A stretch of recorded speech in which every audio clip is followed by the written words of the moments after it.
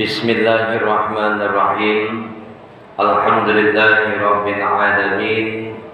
Wassalatu wassalamu ala asyrafil anbiya'i wal mursalin sayyidina wa maulana Muhammadin wa ala alihi wa sahbihi ajma'in, amma ba'du.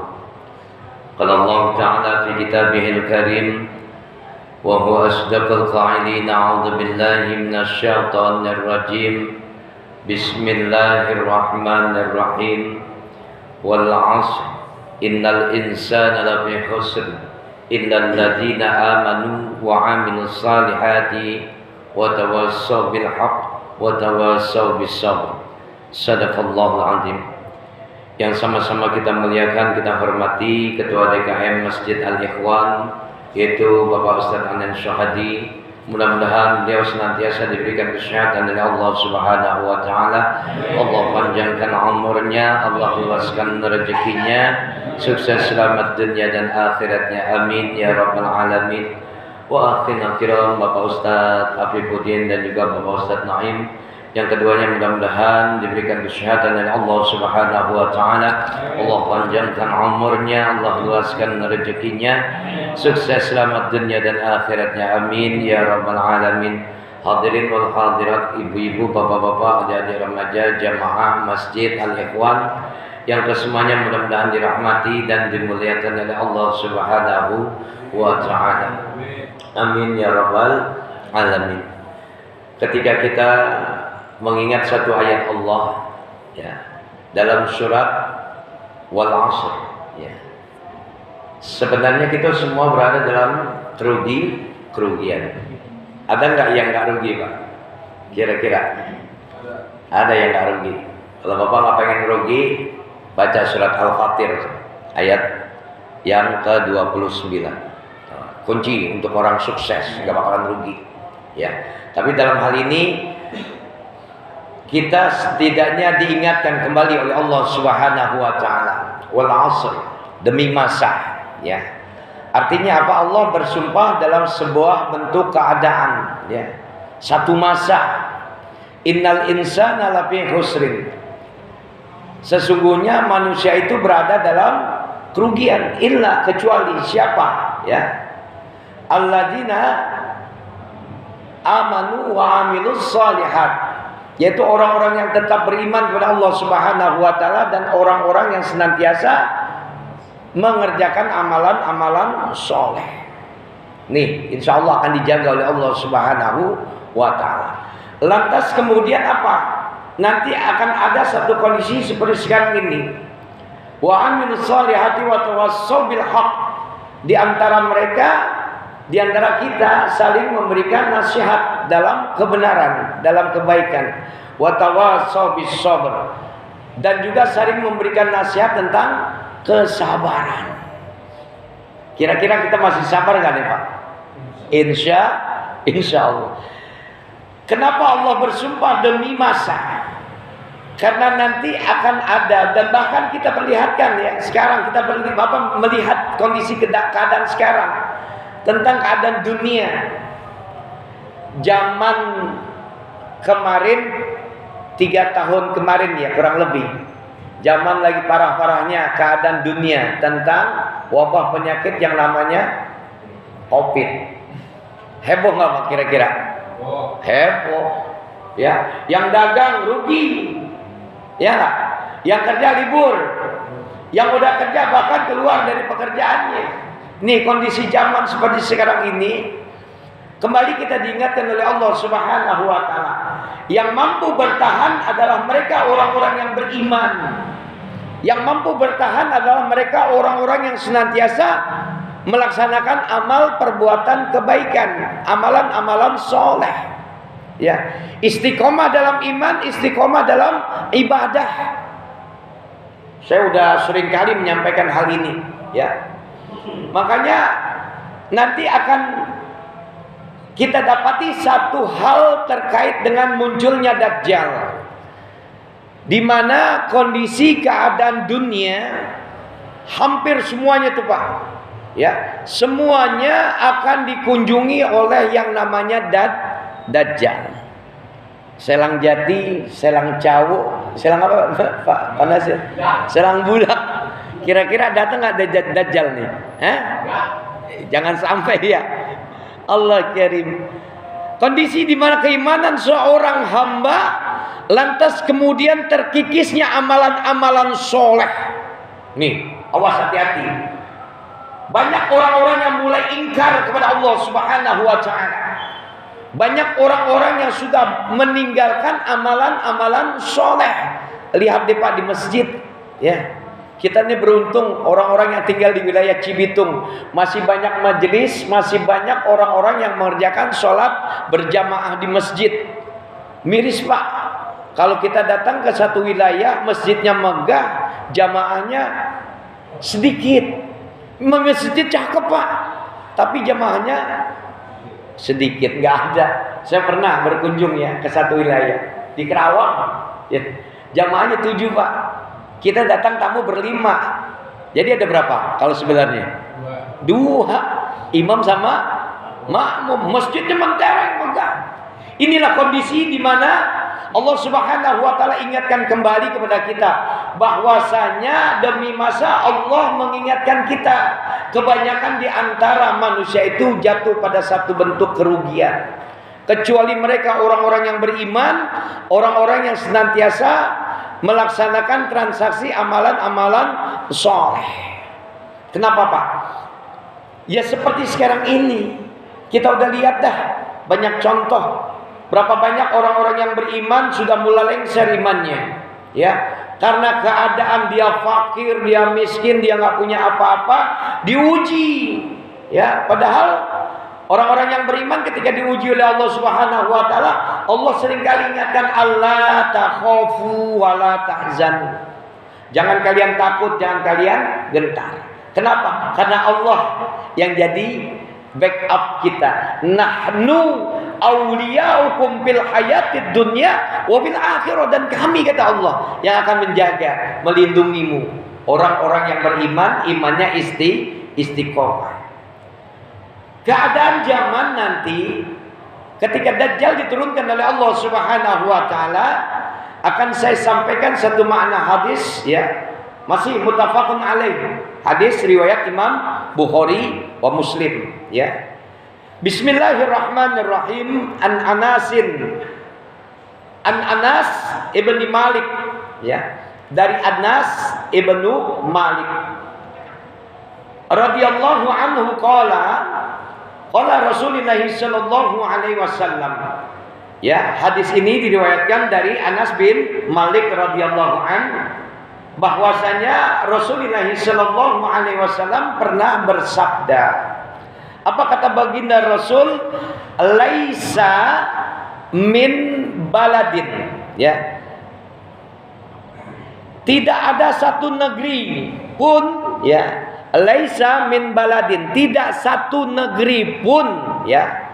Jadi berarti hampir rata-rata, ya. Di dunia itu hampir rata-rata semua negeri akan dikunjungi oleh yang namanya Dajjal, ya. Illa sayata'uhud Dajjal, ya. Jadi tidak satupun negeri yang tidak akan, ya, disinggahi oleh yang namanya Dajjal. Artinya apa? Di dalam kancah kehidupan dunia nanti, ya, hampir semua negeri akan dikunjungi oleh yang namanya Dajjal. Qala Rasulullah sallallahu alaihi wasallam, laisa min baladin illa sayata'uhud Dajjal. Ya. Tidak ada satu negeri pun nanti yang tidak dimasuki oleh yang namanya Dajjal. Termasuk Indonesia. Kira-kira sampai nggak Pak Ustaz? Sampai nggak ke Indonesia? Sampai, insya Allah. Walaupun negara Indonesia sudah diprediksikan oleh baginda Rasul sebagai negara yang balatun, thayyibatun, warabun, gobur. Mereka termasuk hamba-hamba Allah, termasuk dia adalah umatnya Rasulullah SAW yang nggak ketemu baginda Rasul, tapi dia cinta kepada baginda Rasulullah SAW. Laisa min baladin, tidak ada satu negeri pun nanti, ya, illa sayata'uhud dajjal, yang tidak dikunjungi oleh yang namanya dajjal, illa Makkah wal Madinah, kecuali Mekah dan Madinah. Kenapa Pak? Ya, semua negeri yang ada di dalam dunia semuanya akan dikunjungi oleh yang namanya Dajjal, illa Makkah wal Madinah, kecuali Mekah dan Madinah. Walaisa naqabum min anqabihima illa alaihil malaikah. Ya. Jadi di setiap jalan masuk ke Mekah dan Madinah terdapat yang namanya barisan malaikat. Ya, di Indonesia kira-kira ada malaikat ya? Ada Pak. Tapi dalam makna hadis ini yang dijaga oleh Allah Subhanahu wa taala, Dajjal nggak bisa memasuki dua kota ini, Makkah dan Madinah, karena ada barisan malaikat-malaikat Allah Subhanahu wa taala. Walaysa naqabun min anqabihima illa alaihil malaikah. Sofina tahrusuha, mereka berbaris. Ya, jadi bisa dipastikan nanti semua negeri yang ada di dunia akan dikunjungi oleh Dajjal laknatullah, kecuali dua, yaitu Makkah dan Madinah. Karena dua kota ini akan dijaga oleh Allah Subhanahu wa taala dengan Allah menghadirkan barisan-barisan malaikat-malaikatnya Allah Subhanahu wa taala. Jadi secara hakikat Dajjal nggak bisa masuk, secara fisik nggak bisa masuk, secara ilmu sihirnya pun tidak bisa masuk ke negara yang namanya kota Makkah dan Madinah. Jadi bisa dipastikan Pak, bagaimana kondisi zaman pada saat itu. Ya, di saat iman sudah mulai banyak orang yang nggak lagi menjaga, akan nampak terlihat nanti barisan orang-orang yang kafir. Akan terlihat jelas orang-orang yang munafik, ya, orang kafir, orang yang ingkar kepada Allah Subhanahu wa taala, orang yang munafik, orang-orang yang di depan kita seperti orang yang beriman tapi memusuhi orang-orang yang beriman hakikatnya. Itu akan nampak nanti ketika zamannya Dajjal diturunkan oleh Allah Subhanahu wa taala. Dalam mana hadis dikatakan tuh Pak, orang-orang kafir, orang-orang munafik mereka bersatu, barisan dalam satu shop, jumlahnya 70.000 orang. Mereka memakai jubah khusus untuk membackup kegiatan Dajjal laknatullah alaih. Keren gak tuh Pak? Oh keren, kelihatannya keren ya. Tapi dia adalah musuh-musuhnya Allah Subhanahu wa taala. Kondisi sekarang pun sudah kelihatan, di mana umat Islam sudah mulai terkikis imannya, sudah mulai luntur imannya, akhlaknya pun nyaris hampir rata-rata mereka meninggalkan yang namanya sholat, mereka meninggalkan yang namanya baca Al-Quran, mereka meninggalkan puasa, mereka meninggalkan sedekah. Hampir dipastikan rata-rata. Nyaris sampai dikatakan dalam sebuah keterangan bahwasanya ada sebuah negeri yang notabene-nya kehidupan orang-orang yang beriman itu hanya sedikit sekali Pak, dan pada saat itu dikunjungi oleh Dajjal laknatullah alaih. Mereka dipaksa untuk beriman kepada Dajjal. Nanti satu kondisi zaman seperti itu Pak. Tugas kita sekarang ini adalah menjaga iman kita agar memiliki kualitas iman yang bagus, istiqomah dalam iman sampai pada satu level nilai takwa kepada Allah Subhanahu wa taala. Kira-kira kita udah uji belum nih? Pak Ustadz, secara zahir bentuk Dajjalnya belum kelihatan. Tapi pemimpin Dajjal ada nggak kira-kira? Kelihatan udah Pak, ya, yang mau mencaplok negeri ini. Ya, bahkan negara kita kalau boleh dibilang merdeka, kira-kira udah merdeka belum Pak? Dijajah oleh Jepang iya, dijajah oleh Belanda iya, sekarang dijajah sama Cina. Cuman nggak ada yang berani ngungkap aja, ya nggak?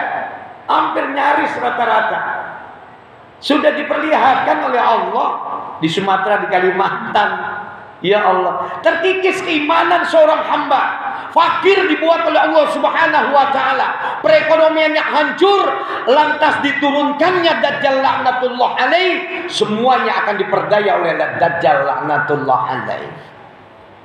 Satu kondisi negara yang beriman sedikit dipengaruhi oleh Dajjal, maka dimusuhi mereka orang-orang yang beriman. Kalau bahasa sekarang, orang-orang yang beriman mendek-mendek Pak, sembunyi-sembunyi. Mereka datang ke masjid untuk apa? Untuk menyelamatkan diri dari perkara turunnya Dajjal. Mereka orang-orang yang perempuan yang dijaga oleh mereka, didiamin di dalam rumahnya, diikat dengan rantai. Untuk apa? Menjaga daripada gangguan yang namanya Dajjal laknatullah alaih. Ya, laisa min baladin illa sata'uhu Dajjal. Tidak satu pun negeri yang tidak akan dikunjungi oleh Dajjal, illa Makkah wal Madinah, kecuali Makkah dan Madinah. Walaisa naqabum min anqabihima illa alaihil malaikatu safina tahrusuha. Ya, semua nyaris akan dikunjungi oleh Dajjal kecuali kota Madinah dan Mekah, yang di dalam kota itu akan dibuat barisan malaikat-malaikat Allah Subhanahu wa taala. Lantas kemudian apa? Fayanzilu bis-sabha. Ya, mereka ya berdiam atau singgah, yang namanya Dajjal itu diam di satu wilayah yang namanya Sabah. Lantas kemudian apa? Fatarrujubul Madinah salasa rajafa. Ya, di sana dikatakan bahwasanya Madinah berguncang sampai 3 kali, Pak. Nanti akan ada kondisi di mana Madinah akan diguncang oleh Allah Subhanahu wa taala, seperti kejadian gempa bumi. Sekarang udah banyak belum? Cuman kejadian-kejadian kecil aja ya, seperti angin topan. Kemarin angin apa lagi yang datang? Ya, seperti angin puting beliung. Ya, itu memang udah tanda-tanda akhir zaman, Pak. Lantas kemudian apa? Yakhruju ilaiha minha kullu kafir wal munafiq. Ya. Dan munafik, orang-orang kafir, ya, sehingga orang-orang kafir dan orang-orang munafik yakhruju, mereka keluar, ya. Jadi nanti ya kalau diceritain luar biasa ya, Pak ya. Yang namanya Mekah, Pak, udah gak heran, Pak, yang namanya naik udah pasti ada, Pak. Ini tokoh-tokoh utamanya adalah mereka orang-orang kafir, orang-orang munafik. Pakaian-pakaian jubah udah banyak ditinggalin. Ya, aurat mereka, wanita-wanita sudah ada yang terbuka. Nauzubillah summa nauzubillah. Ini kondisi zaman yang diceritakan oleh Allah Subhanahu wa taala lewat makna hadis Rasulullah sallallahu alaihi wasallam.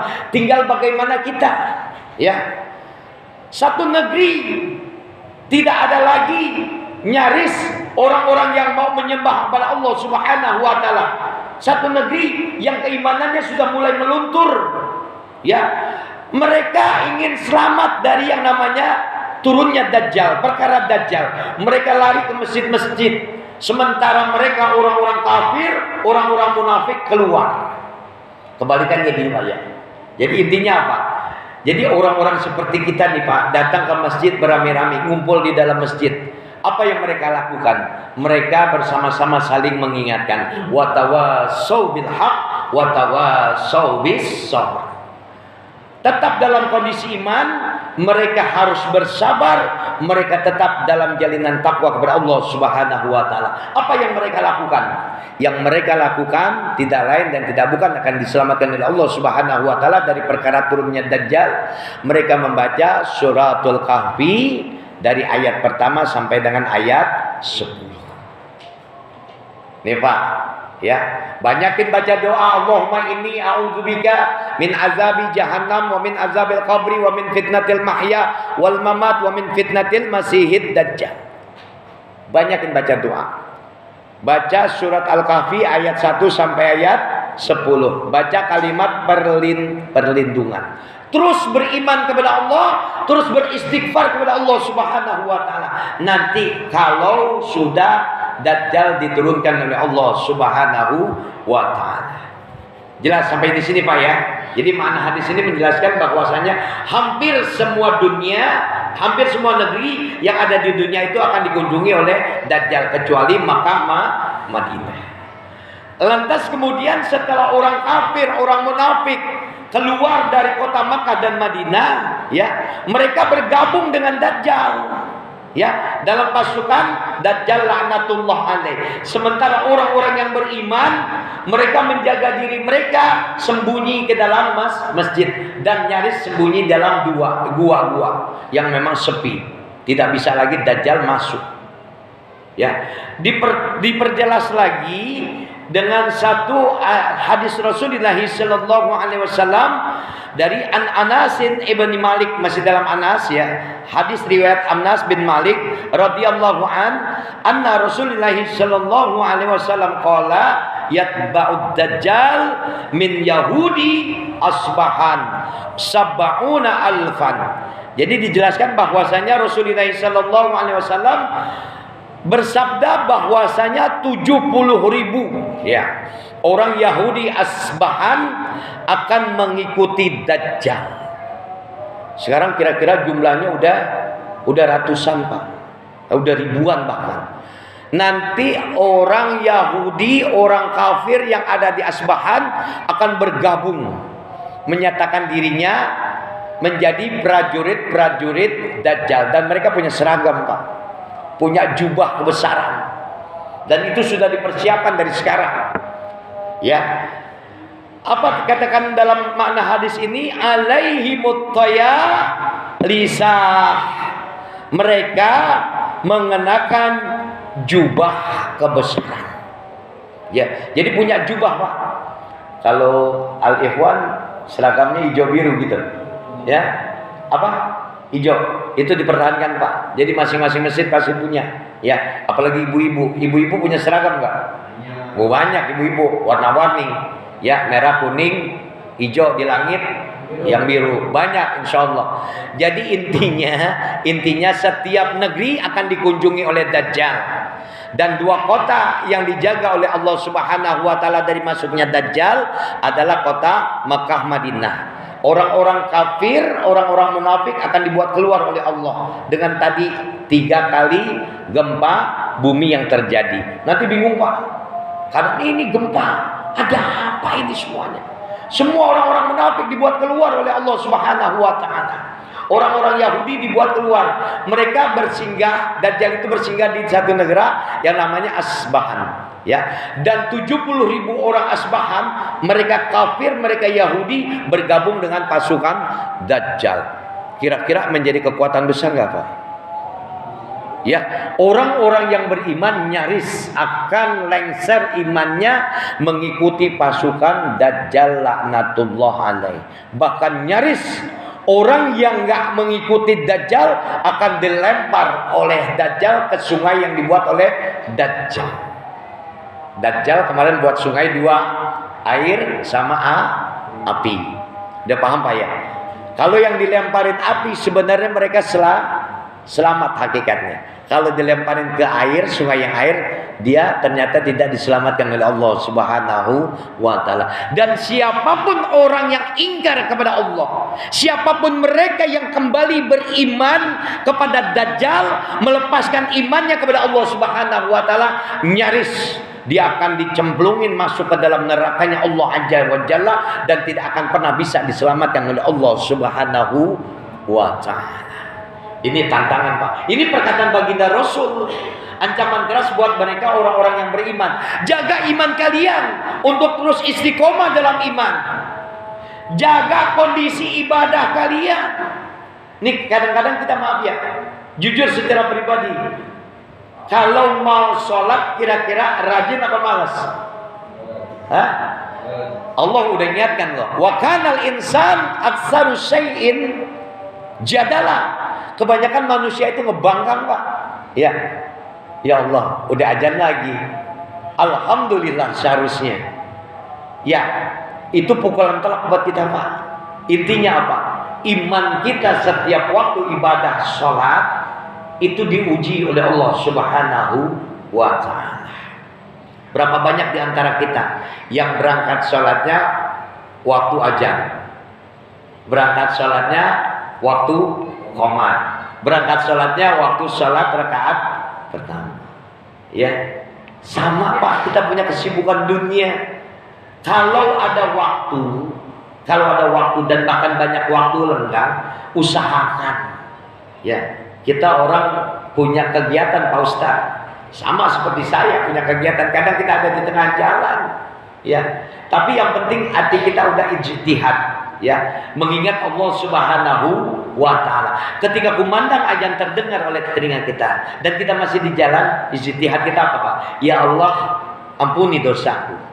Hari ini aku dengar kumandang azan itu panggilan, seruan untuk datang ibadah sholat berjamaah. Ya Allah, ampuni dosaku, belum bisa penuhi panggilanmu. Nih, gugur Pak.